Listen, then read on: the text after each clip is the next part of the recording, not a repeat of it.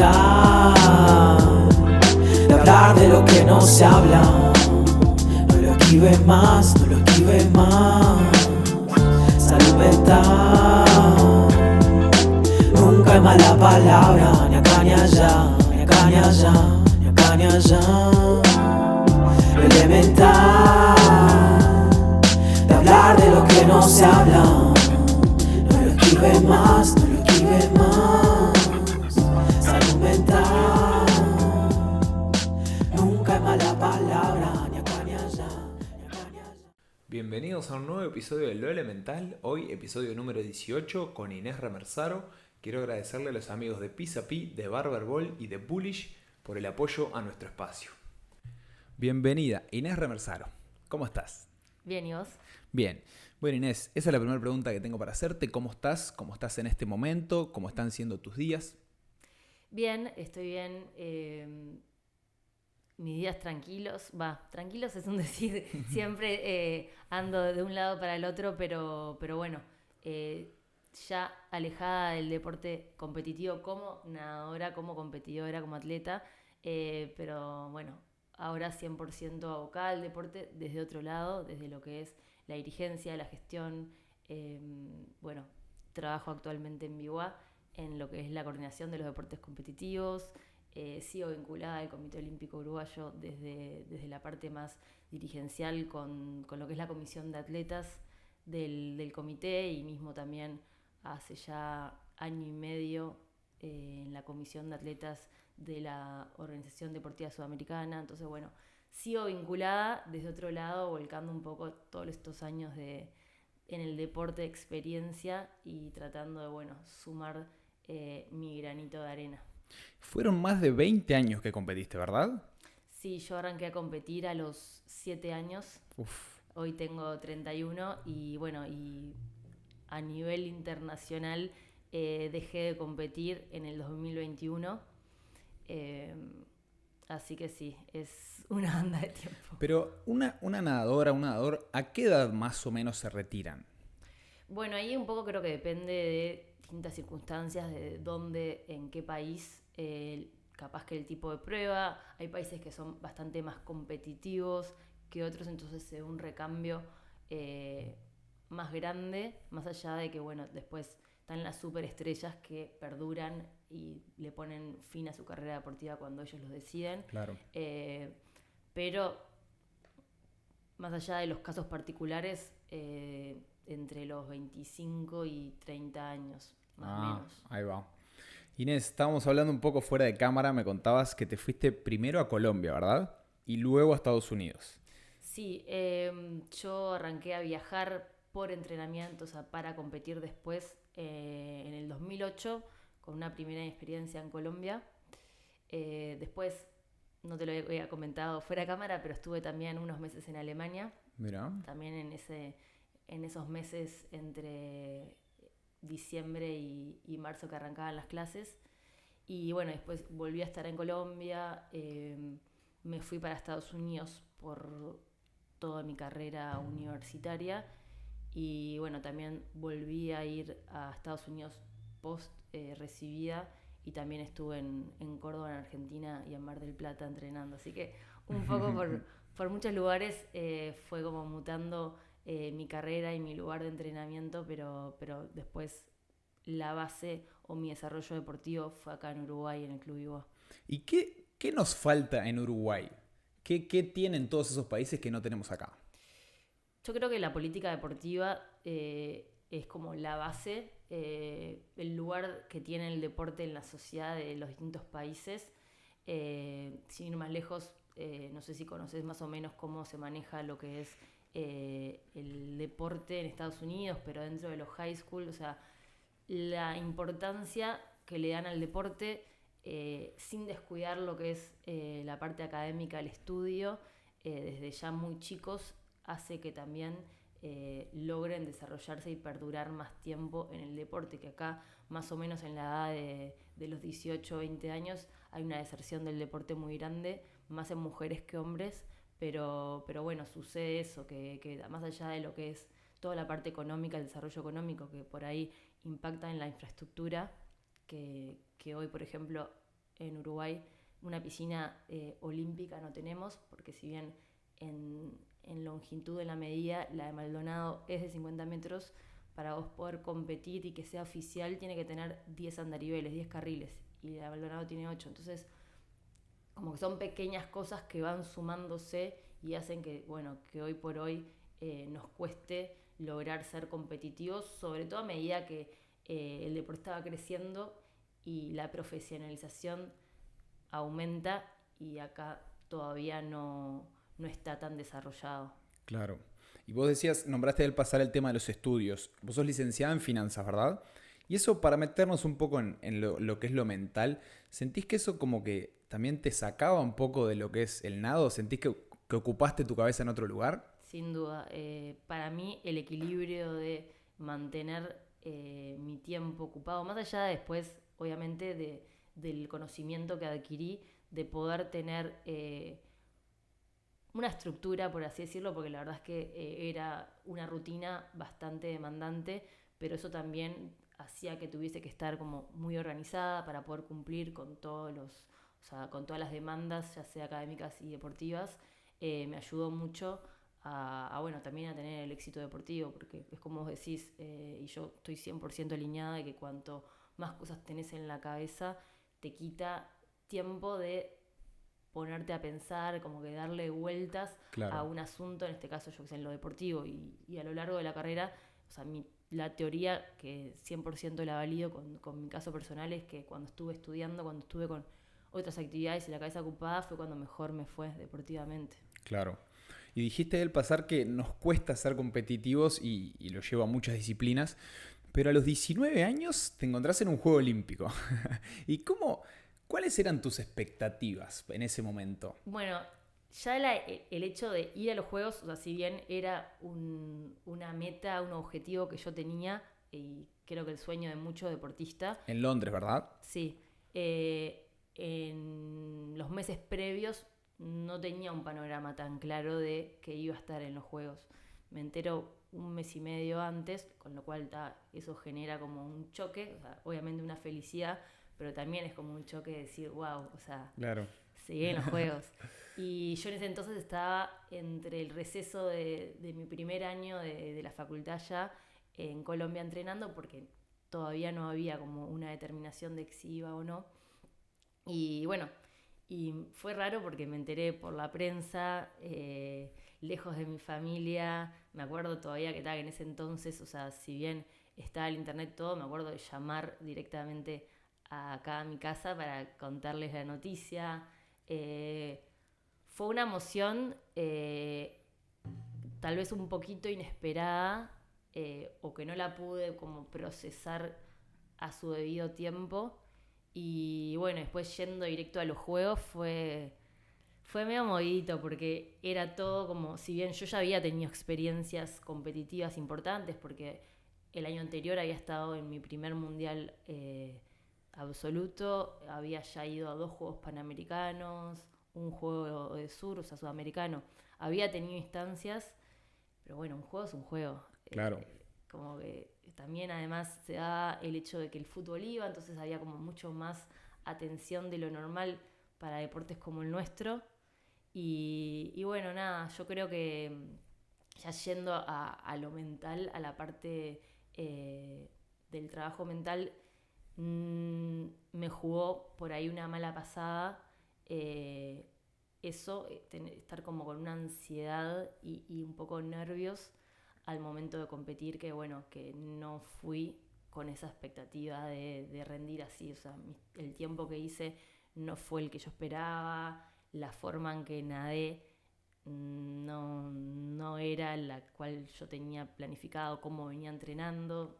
O sea, para serte sincera, me sentía toda tensa nadando y eso después, a los años, después de como procesarlo, hablar con profesionales de lo que es la salud mental, logré como entenderlo y todavía como que me trae recuerdos ahí medio encontrados, porque era, bueno, estoy en un Juego Olímpico, pero la estoy pasando re mal. Claro. Entonces era como, ¿Vos hasta antes de los Juegos Olímpicos nunca habías recurrido a un profesional de la salud mental? Sí, antes de yo irme a Estados Unidos, Vigua recién incorporaba una psicóloga, pero tuve muy poco tiempo para poder trabajar con ella. Y después en Estados Unidos no había la oportunidad de trabajar con alguien en la universidad. Entonces, bueno, nada, no lo hice. Volví a Uruguay antes de volverme a Estados Unidos en agosto para arrancar de vuelta a la universidad. Y era raro porque todos mis compañeros de la universidad y del equipo estaban fascinados, querían saber todo. Y yo como que no quería mucho hablar del tema. Y decía, no puedo ser mala de no darles respuestas cuando ellos estaban felices por mí, súper orgullosos. Fue como un momento raro decir, lo voy a tener que ir procesando, pero a su vez como que me trae recuerdos que no me gustan. Y bueno, y como que a medida que pasó el tiempo yo dije, no quiero quedarme con este recuerdo, cuando en realidad fue tipo la experiencia deportiva más grande a la cual un deportista puede aspirar. Entonces era como, bueno, tratar de verle como un todo y no solo por lo que es lo deportivo, que finalmente es lo que te termina como condicionando mucho más de lo que uno cree. Porque al final de cuentas, en un deporte, ganás o perdés, bajás tu marca, no la bajás, pero como que todo eso termina condicionando. Y esto de que siempre se habla de disfrutar el proceso, que a veces se hace como muy difícil poder realmente hacerlo. Como que a veces es fácil decir, bueno, hay que disfrutar el día a día, y cuando vas a los hechos, no siempre es así. Y más a los 19 años. Sí, también. Y ahí, aparte me imagino que hablamos de expectativas, ¿no? Pero una vez que estás ahí, querés ganar. Sí, o sea, yo evidentemente la expectativa era conmigo misma. Sabía que no tenía chances ni de pasar a una semifinal, ni mucho menos a una final. Ahí como que soy súper realista y es muy fácil en un deporte de tiempo y marca como que tener otros objetivos más allá del puesto o del acceder a una medalla, porque, o sea, bajando tu tiempo ya es tu mejor marca personal. Claro. Y también puede llegar o no sé, dependiendo también los récords nacionales que hay, o sea, poder medirte en base a ese tipo de cosas. Claro. Inés, años después te toca tu segunda experiencia en Juegos Olímpicos en Río. ¿Cómo fue entre un juego y otro tu preparación? ¿Qué tanta importancia le diste a lo mental? ¿Cómo fue esa preparación antes de Río? Bueno, yo después de eso, de Londres, me volví a Estados Unidos y estuve hasta fines del 2015. Ahí, al haber terminado lo que era tanto mi carrera universitaria como deportiva en la universidad, porque tenés cierta cantidad de años de elegibilidad para poder competir representando a la universidad, me planteaba bueno, ¿y ahora qué? Porque además yo tenía una visa de estudiante, entonces tampoco era que me podía quedar en Estados Unidos libremente como si nada. Y bueno, y ahí un poco está el tema de tomar decisiones. ¿Qué hago? Trato de buscar un trabajo relacionado a lo que estudié para poder extender esta visa y ganar la experiencia laboral que hasta ese entonces, a los 23 años, no tenía. O, bueno, abocarme a buscar esta segunda clasificación a los Juegos que vienen. Y bueno, en ese entonces decido volver y sin tener muy claro termino haciendo toda la preparación acá en Uruguay. Obviamente con el diario del lunes fue la mejor decisión, pero mismo en ese transcurso de tiempo, que fueron 7-8 meses, yo me fui dando cuenta de que después de tantos años fuera de mi casa, de lo que eran mis afectos, mi familia y mismo el club, que para mí es una segunda casa, el trabajar en el día a día y estar contenida de esa forma también me ayudó mucho en esa preparación rumbo a los Juegos de Río. Y bueno, y ahí ya en el club había otro psicólogo en ese entonces, y yo fue lo primero que bueno, no lo conocía, empecé a tener un par de encuentros, de sesiones con él, y fue una de las claves para después llegar a Río de otra manera, mucho más preparada, sabiendo de que lo iba a disfrutar de principio a fin, independientemente de cuál fuese el resultado. O sea, ya en mi cabeza, mi perspectiva de todo cambió, porque bueno, también se me dio esa segunda oportunidad que tal vez no se daba, y me iba a quedar con esa imagen de esos Juegos en Londres. Entonces, bueno, como que cuando estuvo la posibilidad de Río, yo dije, bueno, mi único objetivo es poder disfrutarlo.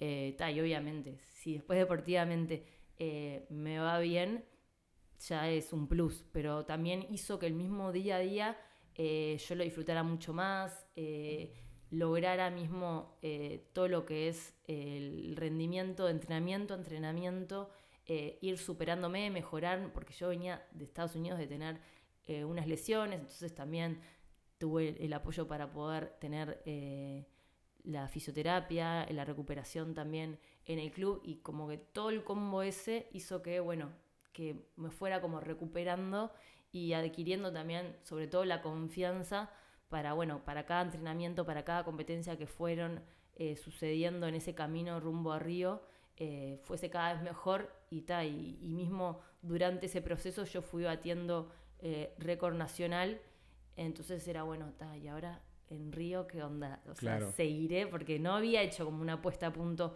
para esas competencias en el camino.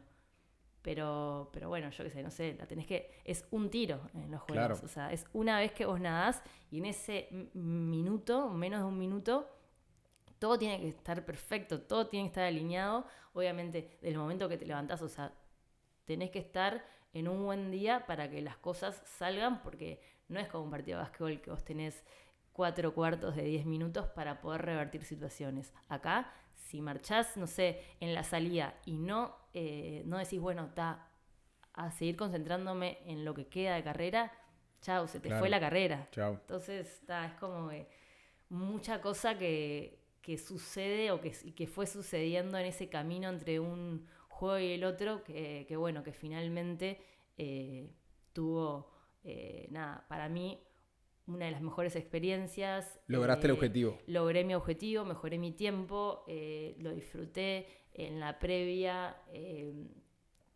También, más allá de que, bueno, en la parte deportiva fui con mi entrenador y estaba súper contenida, después en lo que era la parte emocional también, en esos meses de trabajo adquirí herramientas para poder controlar mis emociones, mismo hacía videollamadas con él en la previa durante los juegos como para poder contarle cómo me sentía y bueno, y poder charlar para estar lo mejor el día que tenía que competir y rendir. Después de Londres, te quedó como esa sensación de que podías haber dado más, de que no lo disfrutaste. Después de Río cumpliste el objetivo de disfrutar, de fluir. ¿Y qué seguía después? O sea, ¿te fuiste con la sensación de Río de querer seguir por más? ¿Cómo eran esas sensaciones? Sí, obvio que cuando todo sale bien decís, bueno, y ahora quiero seguir. Esto me gusta, o sea, obviamente que la natación siempre me gustó porque lo hice por mucho tiempo, pero me daba cuenta de que, bueno, con ese periodo de entrenamiento había tenido esos resultados, bueno, ¿por qué no seguir buscando mejorar aún más? Y bueno, y la idea fue seguir como un deportista que lo visualiza por ciclo olímpico, era bueno, ahora, no sé, hasta el 2020 sería como el objetivo, pero bueno, en el medio hay otros pequeños objetivos o pequeños pasos para dar. Y bueno, nada, la idea fue seguir. Hubo años, como fue medio una montaña rusa, porque en algunas cosas tuve buenos resultados, después en otros torneos por ahí no, pero siempre alguna cosa, algún resultado se iba dando que me mantenía con decir, bueno, yo esto quiero seguirlo haciendo, creo que todavía puedo un poco más. Un poco por ahí fue la idea de continuar un ciclo más, que termina siendo un ciclo y un año más por todo lo que fue la pandemia. Claro, bueno, la pandemia, qué tema. Ahí quiero ya meterme en cómo fueron los entrenamientos en la pandemia, cómo la pasaste. ¿Estabas en Uruguay? Sí. Justo yo en realidad 2020, año supuestamente olímpico, estaba en Estados Unidos, que fue cuando me volví a ir en diciembre del 2019, para estar entrenando unos meses previo a un sudamericano, que era como el sudamericano previo a Juegos Olímpicos o en año olímpico bastante importante en Argentina. Y bueno, mi vuelta a Uruguay era después para ese sudamericano. Cuestión, bueno, vino la pandemia, se canceló, se suspendió ese sudamericano. Yo ya tenía el pasaje, dije, bueno, ante la duda, me vengo a Uruguay, estoy con mi familia, quién sabe cuánto va a durar esto, qué va a pasar. Y me volví. Y bueno, poco sabía en ese momento que Uruguay iba a demorar tanto en retomar el deporte, y por eso un poco digo del lugar que se le da al deporte en nuestro país, porque un claro ejemplo fue la pandemia. O sea, nosotros respecto a otros países y sobre todo en el 2020 con toda la incertidumbre, fuimos los países que mejor manejaron toda la pandemia, y sin embargo hasta septiembre no estaban habilitadas las piscinas para poder nadar. Entonces fueron 6 meses que generaron, por lo menos en mí, muchísima ansiedad, incertidumbre de qué iba a pasar, porque sabía o veía por redes sociales que capaz que ya sea rivales directos dentro de Uruguay o sea, dentro de Uruguay en otros países, o otros deportistas que son rivales míos de otros países Estaban entrenando o habían vuelto, y yo sentadita en mi casa esperando de que se resolviera, no sé, retomar y habilitar las piscinas, cuando en realidad además si hay algo que puedes tener en la piscina es distanciamiento, y que el cloro realmente mata un montón de virus y bacterias. Entonces, viendo el ejemplo, yo tenía esa esperanza de poder retomar antes, y bueno, no fue hasta septiembre que pude retomar, y bueno, y ahí ya en el 2020 con 27 años, volver a tener el ritmo de competencia y de entrenamientos fue bastante duro. Claro. Y por ejemplo, nadar en una playa, ¿es posible? O sea, por ejemplo, en la pandemia, ¿fuiste a alguna playa a nadar? Bueno, el tema fue que cuando yo volví a Estados Unidos en marzo estaba todo esto de no salir de casa, si bien nunca tuvimos confinamiento, pero sí estaba no salir de casa. Yo aparte llego en marzo, y por venir de afuera, 2 semanas de cuarentena, y ya cuando en realidad se podía algo, todavía me parece que estaba como esa condena social de que si estabas por la calle, Sí, eras un estaba criminal. todo mal. Entonces no hice nada, y después se vinieron los meses de invierno, entonces Claro.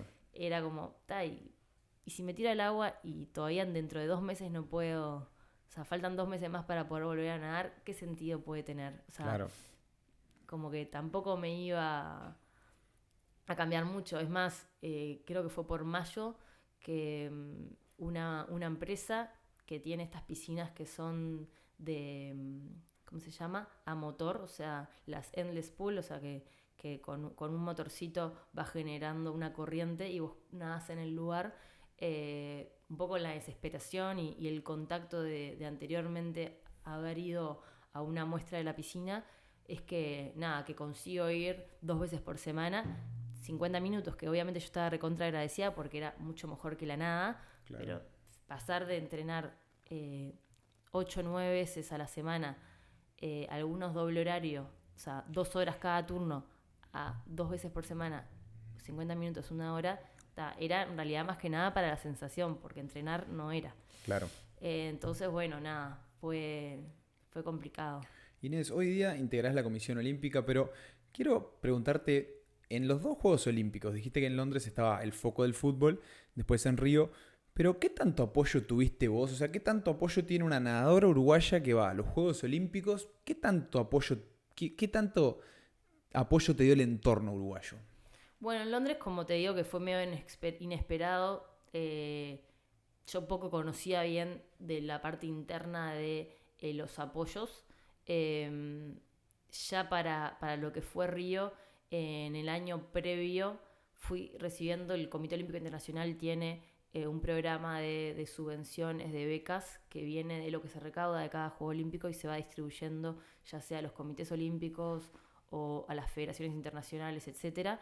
Y bueno, empecé a recibir cierto apoyo para poder, bueno, más que nada en realidad para la diaria, para los entrenamientos. Claro. En el 2016, o sea, ya en el año olímpico, cuando estaba todo medio que resuelto de mi participación y bueno, la de mi compañero Martín Melconian, recibimos más apoyo aún para poder realizar ciertos viajes de preparación de cara a los Juegos. Y bueno, y posterior a eso, esa beca de solidaridad olímpica la recibí por todo el ciclo olímpico hasta Tokio. Después, bueno, sé que hay becas de vacante militar. Ahora, bueno, están surgiendo un montón de nuevos apoyos y leyes que están promoviendo el apoyo al deporte. Yo en ese momento no me vi beneficiada de ninguna de ellas, pero bueno, la realidad es que apoyo hay, pero no deja de ser insuficiente para poder desarrollarse y sobre todo desarrollarse en el alto rendimiento con toda la demanda que tiene. Claro. Aparte imagino que en otros países el apoyo es mucho mayor, ¿no? Sí, obviamente que depende con quién te compares, pero bueno, en los países y siempre mirando para adelante y para arriba, para crecer, hay mayor apoyo. Cada uno tiene su estructura del deporte distinta. Por ejemplo, hay muchos que tienen las loterías como una ley y un porcentaje de lo que se recauda va al deporte. Varía un poco, pero sí, el deporte de alto rendimiento necesita de un mayor apoyo. Es cierto que bueno, que la idea es también que crezca la base de la pirámide, que son todas las personas que acceden al deporte y sobre todo en este caso el deporte federativo, para que bueno, que después lo que es la puntita de la pirámide, que son los que llegan al alto rendimiento. O sea, claro, realmente si vos te pones a pensar, invertir en el alto rendimiento impacta mucho menos personas que invertir en lo que es la base. claro. Pero bueno, de alguna forma, si queremos tener deportistas que sean competitivos, hay que apoyar. Inés, vos al nadar respirás por boca, ¿verdad? Sí. Hablábamos algo fuera de cámara que me llamó mucho la atención, que te tocó nadar con altura. Yo en mi caso entrené y tuve algún partido con altura, lo recontra sentís esas fatigas, ese cansancio, pero no quiero ni imaginarme lo que es nadar con altura. ¿Cómo se siente? Y es durísimo. Sí, a mí me tocó entrenar previo a competencias que ya sea iban a ser en altura y por lo general a menor altura, o competir que la peor experiencia o la más dura fue en Cochabamba, en los Juegos Sudamericanos, que era 2.600 la altura sobre el nivel del mar, y la verdad es que es muy duro, sobre todo para las carreras o para las pruebas que tienen una duración más larga, es para quienes se hace más duro. La clave obviamente está en hacer una adaptación, que por lo general se habla de 21 días para poder adaptar el cuerpo a la altura, siempre y cuando, bueno, se puede hacer, porque en algunos casos económicamente Claro. no se puede o no tenés las formas, no te da para poder hacerlo, pero es complicado porque nosotros, o sea, que nacimos a nivel del mar, no estamos acostumbrados a eso. Entonces, bueno, ya de por sí respirás poco nadando y bueno, y en altura te entra muchísimo menos oxígeno. Claro, me imagino que se siente y mucho, ¿no? Inés, quiero preguntarte capaz que para una chiquilina joven que está empezando o alguien que se siente identificado con lo que te pasó en Londres, de no poder disfrutarlo, de no poder disfrutar ese día a día, que es de lo que hablan los deportistas de elite, ¿no? No solamente cuando obtenés un premio, sino cuando disfrutar el día a día.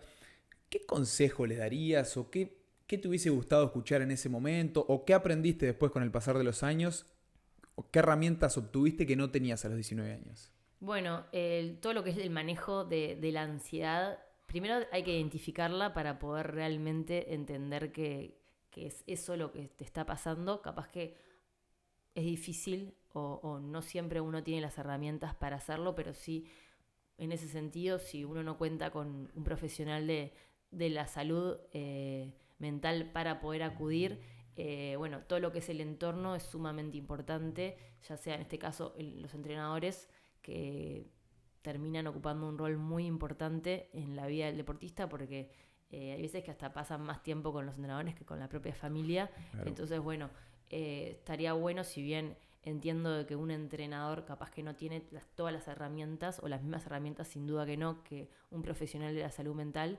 sí de alguna forma poder apoyarse en, y obviamente que un entrenador debería tener como ciertas herramientas para poder identificar esos tipos de situaciones.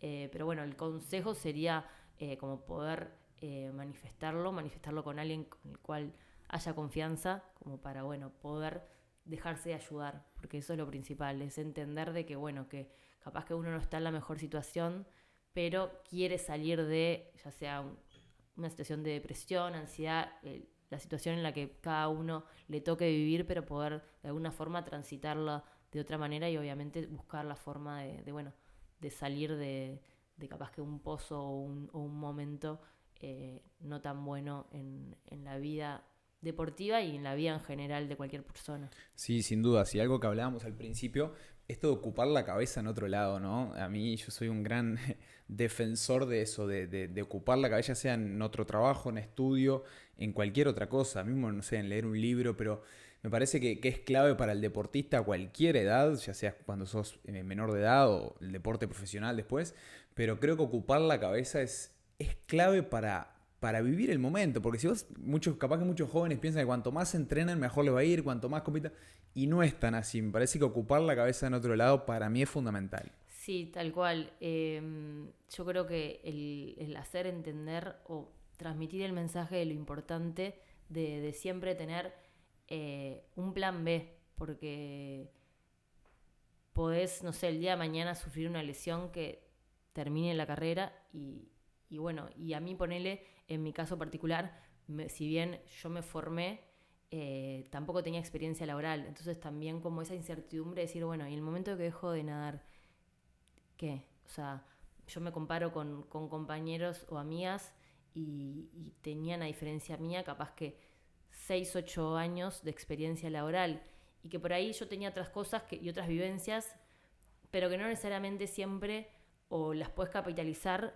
o las empresas o los ámbitos laborales entienden del valor agregado que vos podés aportar viniendo del ámbito deportivo. Entonces, claro, como que siempre estar preparado, no importa si tenés, no sé, 16 años y recién estás arrancando con tu carrera deportiva, pero no dejar el estudio, no dejar de buscar como otras alternativas, no solo por lo importante de decir, bueno, ocupo mi cabeza en otra cosa, sino que al día de mañana sucede algo o yo me canso, porque, viste, también pueden surgir distintas situaciones y se termina el deporte y ¿qué pasa? claro. O sea, como que entender de que la vida es un aprendizaje continuo y que es muy largo ese periodo donde uno tiene que seguir desarrollándose para no buscar hacer otra cosa. Eso es como para mí clave. Sí, sin duda, comparto y que no sea de la noche a la mañana que te acordás que tenés que hacer otra cosa, te acordás que la vida sigue. Mismo un deportista que se retira a los 25, 30, 40 años, o sea, les queda un montón de años por vivir que si no tenés un plan B puede ser un choque, cambio muy sí, grande. muy duro, tal cual. Entonces, bueno, eso es como poder transmitir y que la gente vaya preparándose y no necesariamente sea porque vas a dejar, sino prepararte para la vida, el momento que decidas, o poder hacer una transición bastante más amena. Que tal, a mí idealmente me hubiese gustado poder hacerla un poquito más. Y en ese momento como que para mí era todo o nada, ¿viste? O sea, todos los deportes creo que si los haces de forma o profesional o en el alto rendimiento te demandan y mucho. Pero bueno, entender también de que si uno quiere, esa transición se puede hacer, aunque sea como más lenta, pero poder hacerla. Inés, si te pregunto hoy día, ¿qué es lo que más extrañas de competir? ¿Qué es lo que más extrañas del alto rendimiento? Ay, bueno, yo al principio la verdad es que extrañaba mucho como esa rutina. Hoy nada, no la extraño nada, porque fueron muchos años de tener como mucha estructura en mi vida, pero bueno, todo lo que es las competencias, el ambiente competitivo, encontrarme con gente, amigos, que me dio el deporte, es seguro una de las cosas que más extraño. Y esa adrenalina de previa a competir, también la extrañas, esa ansiedad si se quiere, pero en el buen sentido. Sí, esa ansiedad y eso también un poco lo que me pasa ahora, si bien yo sigo haciendo deporte y ejercicio por salud, no es lo mismo hacerlo con un objetivo que hacerlo por salud, ¿me explico? Claro. Entonces capaz que hoy en día me encontrar esa actividad que realmente diga, hoy me voy a hacer tal cosa porque realmente me encante. Claro. Y hoy, por ejemplo, ir a nadar no es que me reaburra, después de haberlo hecho tanto tiempo, es un deporte que no es tan divertido porque no interactúas con gente. Claro. Entonces A vos sola. capaz que con el plantel tenía compañeros que en el momento estaban ahí, más allá de que cuando estábamos nadando estábamos sumergidos y ahí no interactuábamos, pero después ir a nadar por hobby, cuando la gente me pregunta, ¿y te seguís tirando? La verdad que poco, porque no me divierte mucho. Claro, ¿y cómo fue tu alimentación previo a competir? Yo, por ejemplo, en mi lugar me pongo a pensar que me tiro 1 hora a la piscina y tengo un hambre bárbara. ¿Cómo es la alimentación? ¿Qué tanto tenés que alimentarte justamente para rendir bien? Bueno, en realidad es una alimentación balanceada porque realmente el deporte en sí requiere de un gasto energético muy grande, sobre todo en el periodo de entrenamiento previo, bastante antes de estar en el momento precompetitivo, que ahí las cargas bajan, a diferencia capaz de otros deportes. Nuestra puesta a punto es un periodo macro de entrenamiento y después bajás las cargas para llegar a la competencia, al momento de competir, bastante descansado. Pero no, en realidad, o sea, yo siempre me alimenté de forma equilibrada, cuando tenía ganas de darme un gusto. Lo hacía, obviamente, que cerca de una competencia bastante menos o con un poco más de cautela de lo que estaba comiendo. Pero no, por suerte, la natación no es un deporte de peso, entonces en ese sentido no tenía que estar como tan arriba de cuánto estaba pesando. Sí, obviamente, como después terminas arrastrando el peso nadando, no puedes tampoco irte a otro extremo, siempre buscando un equilibrio, pero bueno, después mi alimentación en general siempre fue balanceada. Es más, yo cuando me voy primero para Colombia y después para Estados Unidos, al principio comía en la cafetería en Estados Unidos. Y la verdad es que la alimentación no era tan buena, y ahí esos primeros meses yo subí de peso, porque además tampoco la rutina misma no estaba buena, terminaba cenando a las 6 de la tarde. Claro. Después me iba a estudiar a la biblioteca y a las 3 horas me estaba muriendo de hambre y era como, esto no está bueno. Pero cuando el tiempo me fui a vivir afuera de la universidad, donde me tenía que cocinar, ya ahí, logré como equilibrar mucho más y tener un control más sobre lo que estaba comiendo. Hoy día, alejada del alto rendimiento, o ya no compitiendo de alto rendimiento, pero desde otro rol, ¿qué tanto apoyo se le da al deportista uruguayo en general? Esa es una pregunta. Y también preguntarte, ¿cuáles son las disciplinas con más concurrencia en Uruguay? Bueno, desde lo que es la comisión de atletas, nosotros buscamos, un poco ser esa voz del deportista y representarlo, más que nada. En el caso nuestro, Rodolfo Collazo, remero, 4 veces olímpico, es quien preside la comisión y tiene su lugar dentro de lo que es el directorio del Comité Olímpico. Entonces, tiene voz y voto. Claro. Y bueno, entonces es quien de alguna forma nos representa a todos dentro de lo que es la toma de decisiones. Pero nosotros en ese sentido buscamos siempre estar para escuchar cuáles son las necesidades, si surge algún problema, ya sea con algún compañero o dentro de su federación, cómo nosotros podemos ayudar a ese deportista. Y bueno, y después buscando herramientas para que, bueno, de forma íntegra el deportista pueda tener acceso a, ya sea, no sé, charlas con psicólogos, con nutricionistas. Hemos hecho también talleres para todo lo que es el acoso y el abuso, la concientización de lo que es el acoso y el abuso en el deporte. Buscar también como hacer entender de que, bueno, que el deporte lo hacemos todos, más allá de que el deportista después es el protagonista, pero lo importante que es, ustedes tienen la mutual. Sí, la BUA se llama. Sí, la BUA. Tienen la BUA que los representa, si bien ustedes es distinto porque son profesionales, pero lo que nosotros buscamos también como comisión es que cada federación tenga un referente, un representante de los atletas dentro de cada una de estas federaciones, para que el día de mañana, si surge algo, el deportista esté representado y tenga a quien acudir. Y entender de que, que si todos los que están en el ámbito del deporte buscan que después el deportista tenga su mejor rendimiento, es importante tener también ese lado del deportista, de quien está día a día en la cancha, en el campo de juego, y que no sea solo, bueno, la toma de decisiones de ciertos directivos sin escuchar a la otra pata. Entonces, como que un poco también empoderarlos para trabajar en equipo, entre dirigentes y entre atletas, para buscar lo mejor para el deporte. Eso es básicamente como nosotros buscamos apoyar al deporte en sí y a todos los atletas que forman parte de la comunidad. Sí, y que aparte a mí me pasa también con este espacio de que hay muchos deportistas que han logrado cosas y que siguen logrando cosas y que no se le da la visibilidad que podrían tener, ¿no? A mí me pasa con lo elemental, aportando mi granito de arena, darle voz a los deportistas, que me encuentro con deportistas que han logrado cosas a nivel mundial, a nivel internacional, muy grosas, y que, por ejemplo, yo antes de estar acá con ellos, capaz que no los conocía. Entonces ahí es como que digo, bueno, pero hay un montón de deportistas que nos representan a nivel internacional, ¿no? Sí, eso es otra cosa. Creo que lo que es la difusión de los deportes que tienen capaz que menos público, menos gente que los sigue, es todavía como un paso que hay que dar. Y hoy por hoy, que además tenemos las redes sociales que hace unos años no existían, que permiten el poder acceder a información de manera mucho más fácil y cercana. Y bueno, creo que hay que seguir potenciándose.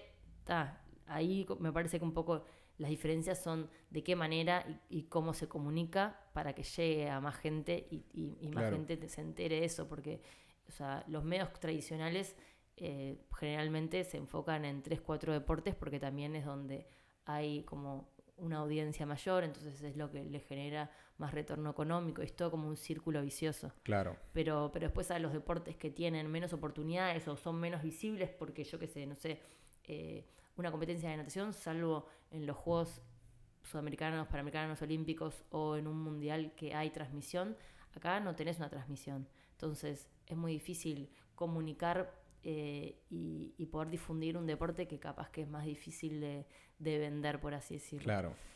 Entonces, bueno, es un trabajo que me parece que tiene un largo camino todavía como para recorrer. O sea, sería ideal buscar desde alguna plataforma nuclear a muchos deportes para que se puedan semanalmente difundir todos esos deportes. ¿Y se está trabajando en eso? O sea, ¿se busca Hay eso? hay un proyecto a nivel del gobierno, y mismo también hay una idea desde el propio comité para poder encontrar una plataforma y poder mostrar a distintas disciplinas en distintas competencias. No sé en este momento en qué fase están del desarrollo del proyecto, pero bueno, ojalá que pronto se pueda llevar a cabo, porque suma un montón para los deportistas, para el deporte en sí, y obviamente mismo a la sociedad, para generarle esa cultura de que existen muchos más deportes que el fútbol. Claro, por supuesto. Sí, muy interesante la idea y ojalá se lleve a cabo. Inés, quiero hacerte una última pregunta para hacerte pensar un poco más, por si todavía no pensaste. Quiero preguntarte, ¿qué es el éxito para vos? Bueno, para mí el éxito es cumplir metas, objetivos, aquello que me propuse, ir y poder lograrlo. Me parece que, bueno, que no es lo mismo mi éxito, o lo que puede significar para mí el éxito, que lo que puede significar para vos, porque primero porque hacemos, en la parte deportiva, hacemos disciplinas totalmente distintas, ya sea desde lo individual y vos en lo grupal, pero bueno, es más que nada eso, es poder tener esos objetivos, esas metas por las cuales luchar y poder lograr alcanzarlas, básicamente eso. Sí, coincido plenamente en eso de que es personal y de que creo que vos podés ver a una persona o a un deportista como exitoso, como exitosa, y capaz que él o ella por dentro dice, bueno, sí, no yo se todavía, percibe. exacto, no llegué a esta meta que es mi objetivo y voy a seguir trabajando para eso, así que coincido en que es personal. Inés, me encantó haber charlado con vos, quiero hacerte unos regalos. Bueno, estamos en momento real. Sí, tengo algo para ¿trajiste ti. para el museo? Sí. Bueno, te hago entrega de la libreta oficial del Elemental Muchísimas con agenda. gracias. También te entrego los stickers oficiales de los amigos de Mil Vinilos. Un tratamiento de ampollas de los amigos de Barber Ball. Bueno, genial. Y la camiseta oficial del Elemental de los amigos de Bullish. Ay, muchísimas gracias. Servite. Me encanta. Y yo te voy a entregar, para no ser menos, una gorra Uy, qué linda. de Uruguay. Para, bueno, cuando hagas tus sesiones de recuperación, Qué linda. tengas gorra para ponerte. Mirá, te voy a pedir que la firmes, por favor. Bueno, Sin duda que es una gran pieza para nuestro museo. Mientras tanto, quiero darle muchas gracias al apoyo de Pisapí, de Barber Ball, de Colegio Rayuela, de Thunder Sport y al Italiano Marisquería. Bueno, Inés, un placer haber charlado con vos. Sin duda que tocamos temas muy interesantes. Y bueno, gracias por esta gran pieza que va a tener su lugar en nuestro museo. Muchísimas gracias. gracias a ustedes por la invitación. Lo elemental, de hablar de lo que no se habla, no lo esquives más.